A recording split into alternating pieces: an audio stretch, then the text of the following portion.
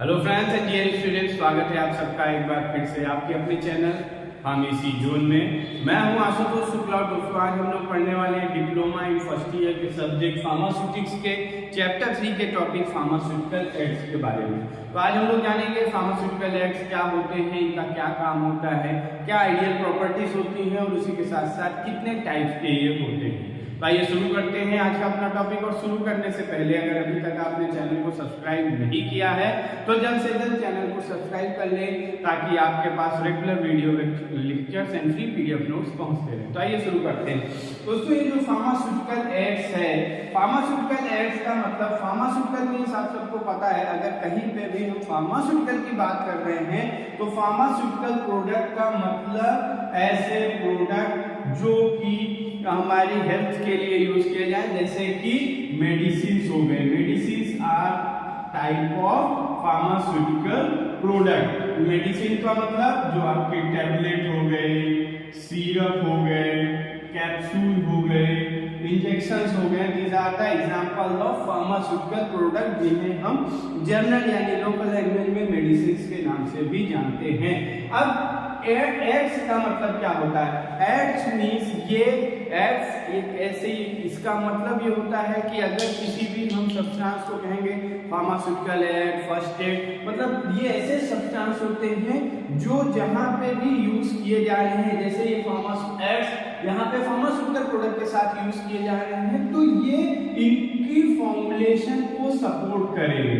These are the substance which are used for the support the formulation of medicine. Medicine की formulation को support करने के लिए इनका यूज किया जाता है। इनको हम एक्सिपिएंट के नाम से भी जानते हैं। फार्मास्यूटिकल एड्स को एक्सिपिएंट भी कहा जाता है, इनको एडिटिव्स भी कहा जाता है। अब हम पहले थोड़ा सा ये समझ लेते हैं मेडिसिन या जिन्हें हम डोजेस फॉर्म भी कहते हैं। ये डोजेस फॉर्म, जैसे डोजेस फॉर्म मतलब यही मेडिसिन कह लीजिए, डोजेस फॉर्म कह लीजिए, जो टैबलेट, सिरप, कैप्सूल, इंजेक्शन, ये अब डोजेस फॉर्म जो होते हैं ये दो, इसमें दो चीजें, ये दो चीजों से मिलकर बने हुए होते हैं। पहला होता है ड्रग और दूसरा होता है एक्सिपिएंट्स, या जिसे कि आप कह लें फार्मास्यूटिकल एड्स कह लें, एडिटिव्स कह लें, ये सभी एक ही नाम है। ड्रग का मतलब, ड्रग को हम कहते हैं एपीआई। एपीआई का फुल फॉर्म होता है active pharmaceutical ingredient. Active pharmaceutical ingredient का मतलब कि ये ऐसे सब्सटेंस होते हैं जिनके अंदर थेरापेटिक प्रॉपर्टी होती है, बायोलॉजिकल इफेक्ट होता है। बायोलॉजिकल इफेक्ट का मतलब जैसे कि मान लीजिए हम दवाएं कब खाते हैं, जब हमारे बॉडी में कोई एबनॉर्मलिटीज होती है, नॉर्मल से हटके कोई स्थिति होती है, तो वहां पे हम मेडिसिन का यूज करते हैं। फॉर एग्जांपल हम टेम्परेचर को ले लेते हैं। नॉर्मल टेम्परेचर हमारे बॉडी का 37 डिग्री सेल्सियस है, बट अगर कहीं हमारा टेम्परेचर इस 37 से बढ़ के ये 40 डिग्री सेल्सियस पे पहुंच जाता है, तब हमें क्या कहते हैं, इस कंडीशन को हम क्या कहते हैं कि हमें क्या हो गया है, फीवर हो गया। अब फीवर हो गया तो हम क्या करेंगे, फीवर को ठीक करने के लिए हम मेडिसिन यानी दवा का प्रयोग करेंगे। अब जो दवा लेंगे, कौन सी दवा लेते हैं, फीवर की दवा आप सबको पता होगी। हम कहाँ पे, यहाँ पे किसकी दवा, कौन सी दवा लेते हैं, पैरासीटामोल की टैबलेट लेते हैं। पैरासीटामोल टैबलेट लेते हैं बुखार को ठीक करने के लिए। पैरासीटामोल हो गई मेडिसिन, या आप इसे डोजेस फॉर्म भी कह सकते हैं। अब इसमें ये जो पैरासीटामोल है, ये पैरासीटामोल आपका क्या है, ड्रग है, एपीआई है। इसका क्या है, थेरापेटिक यूज है, बायोलॉजिकल इफेक्ट है।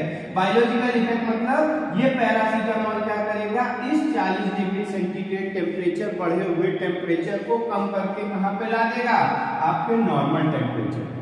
मगर पैरासीटामोल जो मिलता है, जो ड्रग मिलती है, ये पाउडर फॉर्म में मिलती है। और हमने यहाँ पे जो मेडिसिन ली है वो क्या ली है, वो हमने टैबलेट ली है।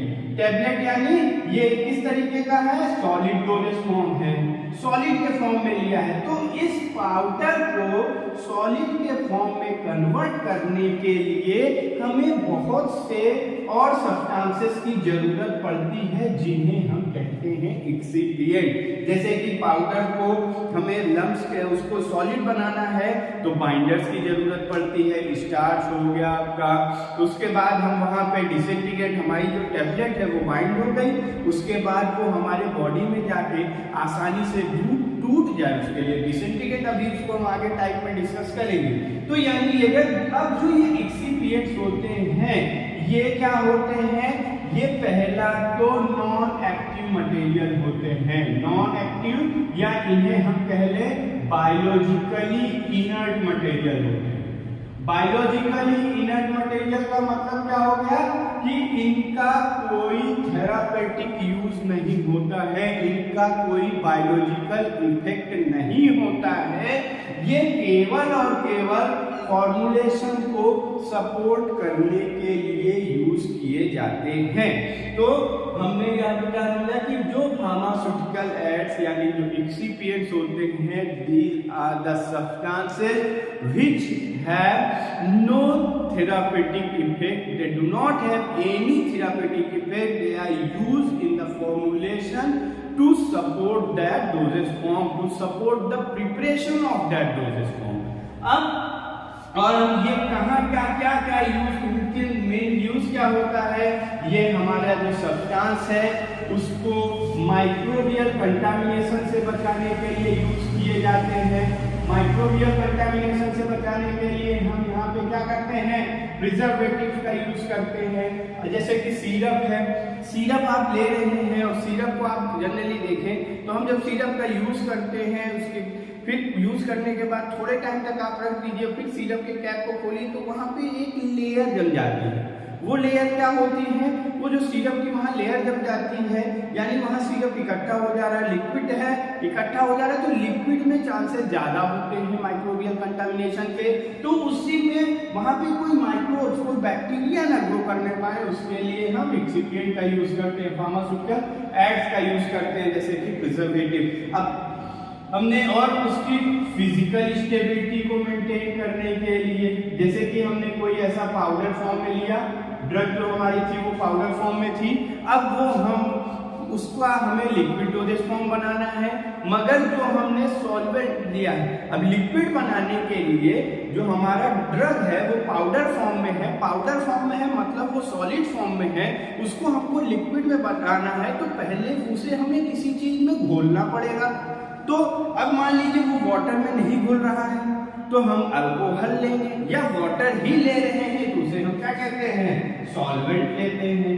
कई बार आप देखें कि जैसे सबसे इमल्सन एक प्रिपरेशन आती है, डोजेज फॉर्म की एक प्रिपरेशन है इमल्सन। इमल्सन में हम क्या करते हैं, जो नहीं हो पाता है, जो पॉसिबल, आपने तेल में पानी को मिक्स किया होगा या पानी में तेल को मिक्स करिए, कभी मिक्स नहीं होगा, दोनों अलग अलग दिखाई देंगे। बट इसी इमल्सन में with the help of pharmaceutical add, जिसे कि हम इमल्सिफाइंग एजेंट कहते हैं, उसका यूज करके हम दो इमिसिबल लिक्विड्स को एक साथ मिक्सअप कर लेते हैं। तो यानी हम उसकी फॉर्मुलेशन की क्या, फिजिकल स्टेबिलिटी को मेंटेन कर रहे हैं, केमिकल स्टेबिलिटी को भी मेंटेन करते हैं। केमिकल स्टेबिलिटी का मतलब बहुत सारे, जब हमारी फॉर्मुलेशन बन जाती है तो बहुत सी ऐसी केमिकल रिएक्शन होती है जिनकी वजह से ये जो हमारी फॉर्मुलेशन है ये डिग्रेड हो सकती है, खराब हो सकती है। जैसे कि ऑक्सीडेशन रिएक्शन अगर हो जाएगी, ऑक्सीडेशन रिएक्शन हो जाएगी, हाइड्रोलिसिस हो जाएगी, रिडक्शन रिएक्शन, बहुत सारे ऐसे केमिकल डिग्रेडेशन पाथवेज हैं जिनकी वजह से ये हमारी फॉर्मुलेशन खराब हो सकती है। तो उनको बचाने के लिए भी हमको फार्मास्यूटिकल एड का यूज किया जाता है। और ये जो फार्मास्यूटिकल प्रिपरेशन एड्स हैं, ये जो एक्सिपिएंट्स हैं, हमें कहाँ कहाँ से, ये नेचुरल ओरिजिन से मिल सकते हैं, सिंथेटिक भी होते हैं, एनिमल से, उसके बाद ये सेमी सिंथेटिक भी होते हैं, ये डिफरेंट ओरिजिन से हमें फार्मास्यूटिकल एक्सिपिएंट या फार्मास्यूटिकल एड्स प्राप्त हो सकते हैं। तो ये था इंट्रोडक्शन ऑफ फार्मास्यूटिकल एड। अब हम देखते हैं what are the ideal properties of pharmaceutical preparation और द फार्मास्यूटिकल एक्सिपिएंट्स, क्या इनकी आइडियल प्रॉपर्टीज हैं। आइडियल प्रॉपर्टीज का मतलब ये इनका नेचर, ये कैसे होने चाहिए। तो सबसे पहला जो आइडियल प्रॉपर्टी है फार्मास्यूटिकल ऐड की वो ये कि ये इनर्ट होने चाहिए। इनर्ट का मतलब इनका अपना खुद का कोई बायोलॉजिकल इफेक्ट नहीं होना चाहिए। दूसरा, ये नॉन टॉक्सिक होने चाहिए। नॉन टॉक्सिक का मतलब क्या है कि जब ये हमारी फॉर्मुलेशन में ऐड करे जाएं तो ये उसमें किसी भी तरीके का कोई एडवर्स इफेक्ट यानी कोई नुकसानदायक इफेक्ट ना दिखाएं। उसी के साथ साथ ये लो कंसंट्रेशन में ही इफेक्टिव होने चाहिए। इफेक्टिव इन लो कंसंट्रेशन मतलब हम बहुत कम मात्रा में भी अगर हम यूज करें तो उसमें भी जिस डिजायर्ड इफेक्ट के लिए, जिस यूज के लिए इनको लिए जा रहा है वो रिस्पॉन्स ये दें। उसी के साथ ये फिजिको केमिकली यानी फिजिकली और केमिकली स्टेबल होने चाहिए। अभी हमने बात करा कि ये क्यों यूज किए जाते हैं, हमारी फॉर्मुलेशन की फिजिकल और केमिकल स्टेबिलिटी को यूज करने के लिए। ये इकोनॉमिकल होने चाहिए यानी मार्केट में कॉमर्शियली सस्ते दामों में उपलब्ध हो। उसी के साथ साथ ये अप्रूव्ड होने चाहिए यानी कुछ जो रेगुलेटरी बॉडीज हैं जो दवाओं में किस तरीके के केमिकल ऐड किए जाएंगे उनको ये अप्रूव करते हैं, उनके द्वारा ये अप्रूव होने चाहिए। और उसी के साथ फ्री फ्रॉम माइक्रो ऑर्गेनिज्म, इनमें किसी भी तरीके के माइक्रो ऑर्गेनिज्म प्रेजेंट नहीं होने चाहिए। तो ये कुछ आइडियल प्रॉपर्टीज हो गई। ये इनर्ट होने चाहिए, non toxic, effective low concentration, physico chemically stable, economical, approved by regulatory authorities and they must be free from micro organism. अब हम आ जाते हैं इनके टाइप्स। ये कितने टाइप के होते हैं? तो ये लगभग 7 टाइप के होते हैं। सबसे पहला जो होता है that are to produce a dosage form। एक डोजेज फॉर्म बनाने के लिए जो फार्मास्यूटिकल एक्सिपिएंट का यूज किया जाता है उन्हें हम कहेंगे। तो to produce a dosage form, एक डोजेज फॉर्म बनाने के लिए हम कौन कौन से फार्मास्यूटिकल एड्स का यूज करते हैं? तो यहाँ पे हम यूज करते हैं डाइल्यूएंट्स का। ये डाइल्यूएंट्स क्या होते हैं?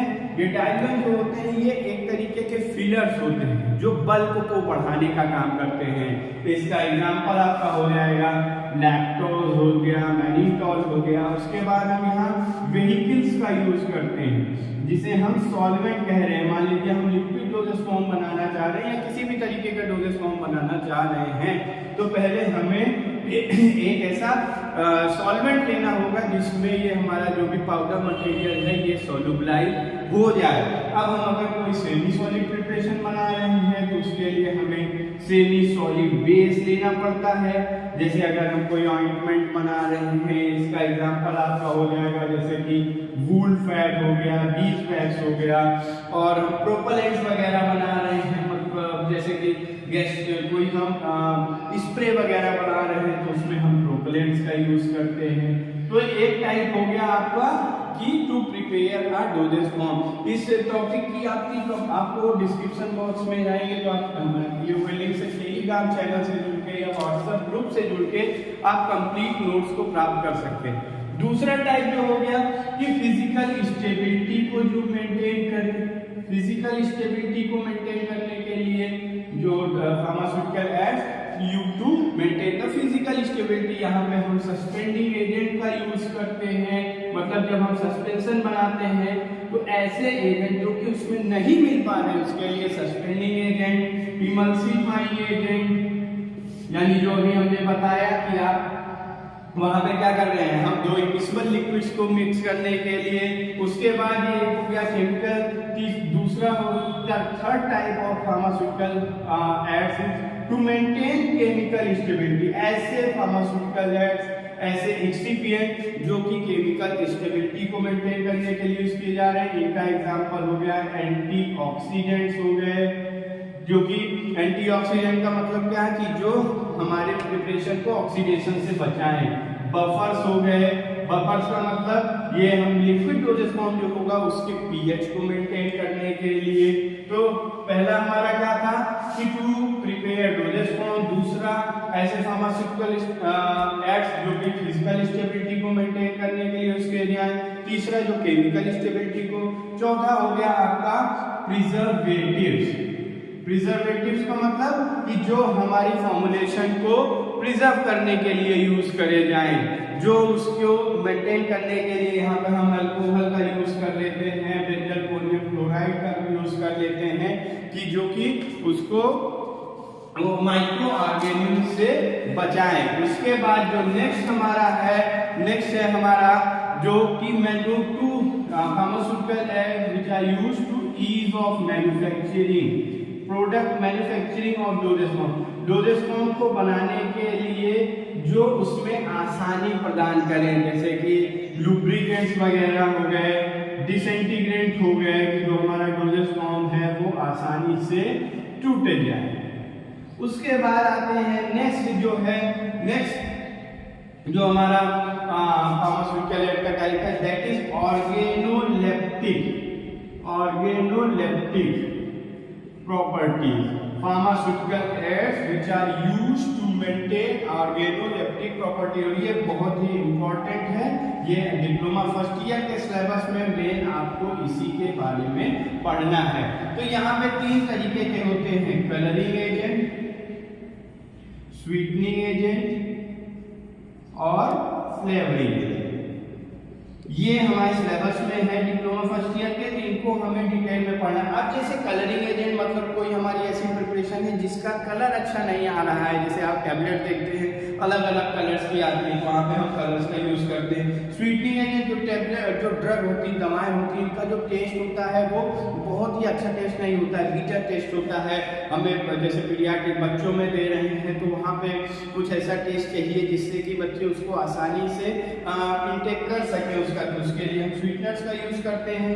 फ्लेवरिंग एजेंट यानी अलग अलग फ्लेवर्स की डोजेज फॉर्म बनती है, सिरप बनती हैं, जैसे कि पिपरमिंट ऑयल, अलग अलग lemon grass oil, rose water, ये सब ऐड करते हैं हम फ्लेवर को मेंटेन करने के लिए। उसके बाद नेक्स्ट है आपका मिसैलेनियस, मतलब कि जो कुछ बच जाएगा वो आ जाएगा किसमें, मिसैलेनियस में। तो ये टोटल 7 प्रकार के हमारे होते हैं। मिसैलेनियस में आपके जैसे आ जाएंगे एब्जॉर्बेंट्स वगैरह, इसमें एब्जॉर्बेंट में हम सिलिका का यूज कर लेते हैं, ह्यूमेक्टेंट जो कि हम ह्यूमिडिटी को फॉर्मुलेशन में मेंटेन करें। तो ये टोटल 7 तरीके के हो गए। पहला कौन सा था कि जो डोजेज फॉर्म को बनाने के लिए यूज किया जाए, ये पहला हो गया टू मेंटेन पहला, दूसरा to maintain physical stability, third हो गया to maintain chemical stability, fourth one is to maintain preserve agents and fifth to ease of manufacturing, then sixth one is organoleptic properties and seven one is miscellaneous. ये 7 तरीके के हमारे pharmaceutical ads होते हैं।